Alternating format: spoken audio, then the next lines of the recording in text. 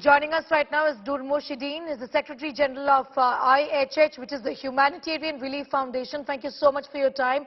And from India, we just want to send in a word of assurance that India stands by Turkey at this hour of grief. The kind of devastation the country has seen is unimaginable, sir.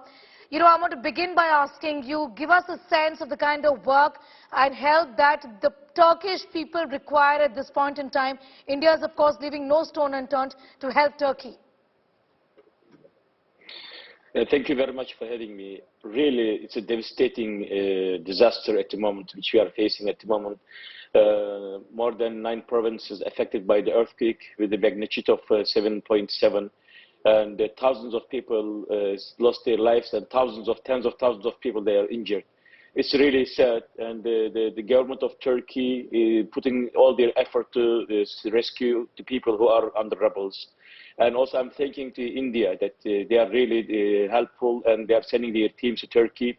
And I'm thanking the Indian people also for standing with Turkey. And IHH Humanitarian Relief Foundation, we have sent almost 1,200 rescue team members all over the provinces affected by the earthquake. And our team now working under the rebels and trying to survive the people who are waiting for to survive. And it's not easy time because the weather conditions so harsh at the moment. The weather is so cold, and we are running out of time, and we are doing our best to reach the people who are under the buildings. And when you look at the world that at the moment, lots of international communities and countries, they are sending the search and rescue teams to Turkey, and really we are thanking them also. It's a time for the countries to come together and help each other. And the needs are huge at the moment. We are trying to supply the tents, baby diapers, hygiene kits, hot soups, and etc. Those are the things now we are supplying those provinces with our staffs and our members. And what is really sad, because now in Turkey we are living in the earthquake area. All over the Turkey is threatened by the earthquake. So we have to be ready for these disasters. And the Turkish disaster management, for many years, they are trying best to prepare the community, all Turkish community, to be ready for these kind of disasters.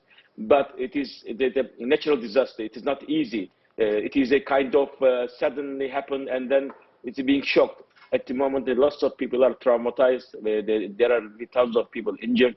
So we are doing our best effort to survive the people and rescue the people who are under rebels. Yes, you know, that's what I wanted to ask you, because even before the people there could get a sense of what really happened, there were more earthquakes that actually happened within a span of 24 hours. I want to ask you, what about rehabilitation of the people? Because it's cold and the weather makes, rescue, evacuation work all the more difficult. Has the government been able to accommodate everybody just yet? Give us a sense of what's happening on the ground, sir. The problem is, this earthquake is not just happening in one place.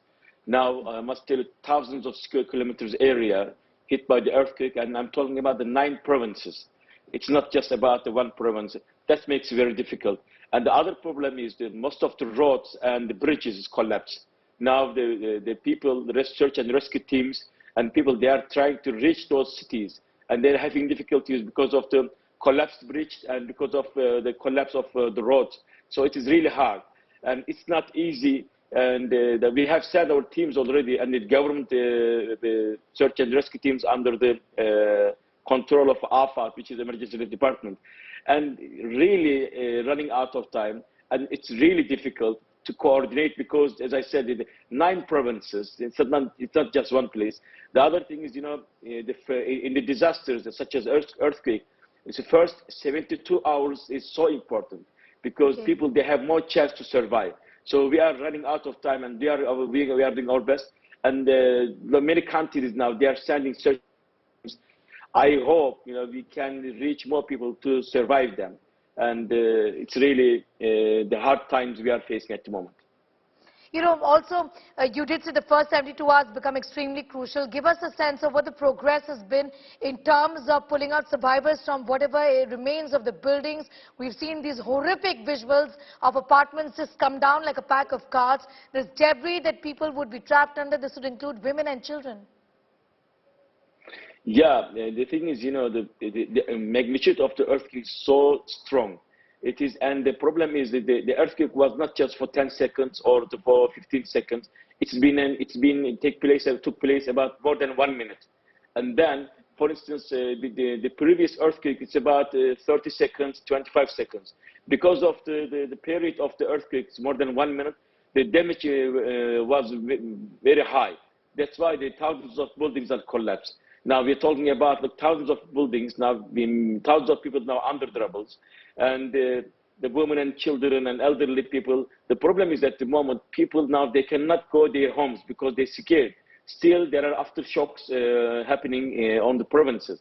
And the other problem is because of the cold weather, and children and women, they cannot go inside the houses. So what we are trying to do at the moment, the government organizations also and the NGOs, they are trying to put the people in a safe place, like sport halls, anything like schools or the mosques or any places they can find to people to survive from the cold.